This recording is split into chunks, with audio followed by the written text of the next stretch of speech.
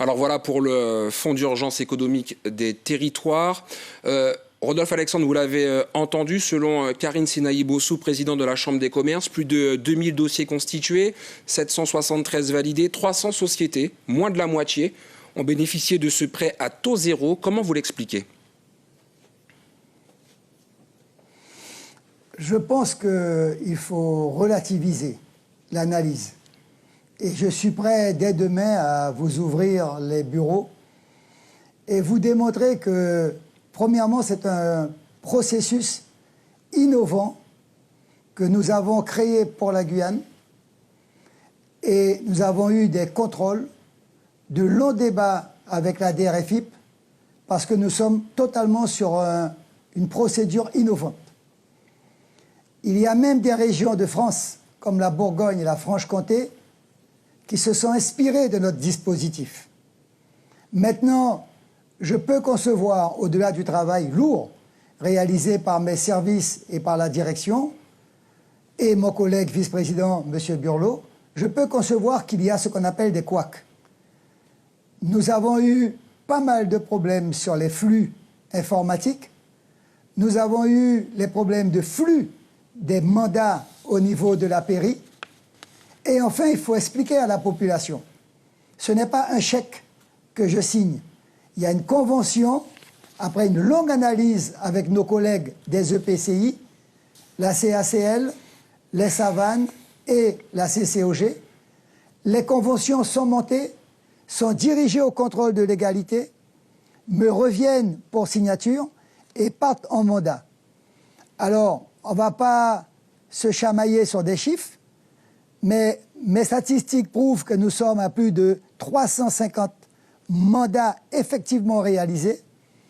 Il y a 773 dossiers qui ont été validés, donc qui passeront dans les tuyaux des mandatements. Et enfin, je note que la collectivité territoriale a mis en place un deuxième dispositif, qui est ce qu'on appelle le prêt rebond, qui va à 50 000 €. Et là, nous avons obtenu l'engagement et le partenariat de la BPI, mais également des fonds européens pour près de 7 millions. Très bien. Mais donc, Monsieur le moi, Président, est-ce que vous pouvez rassurer qu'il faudrait prendre de la hauteur?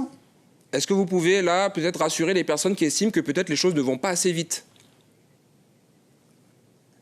Eh bien, vous savez, on est victime du succès de l'opération. Il faut reconnaître que nous lançons le dispositif le 30 mars. La plateforme, elle est ouverte le 15 avril. Nous sommes submergés de demandes. Je n'ai que 4 agents, en ne comptant pas ceux qui, pour différentes raisons de confinement, n'ont pas pu s'y rendre. Et nous avons même dû recruter 2 personnes supplémentaires pour effectuer donc les mandats. Donc je confirme et je m'engage au nom de la collectivité que toutes les procédures qui ont été validées, les personnes seront payées. Très bien. Une autre question, ce qui inquiète également, c'est l'après-crise, relancer l'économie. Comment allez-vous accompagner justement la relance de cette économie guyanaise? Alors, je peux vous assurer, M. Hiller, que nous allons tenir une conférence de presse avec vous ou vos collègues. Nous aurons tout un dispositif pour expliquer l'après-Covid. Je tiens à dire qu'avec mes collègues des EPCI, les présidentes et présidents, c'est 8 millions qui ont été engagés pour le fonds d'urgence, mais c'est 2,3 millions pour les agriculteurs, et cette fois-ci en subvention, notamment une partie sur le FEADER pour environ 2,4 millions. Pour les pêcheurs, amateurs et transformateurs, c'est plus de 2 millions qui là sont déjà partis en mandatement.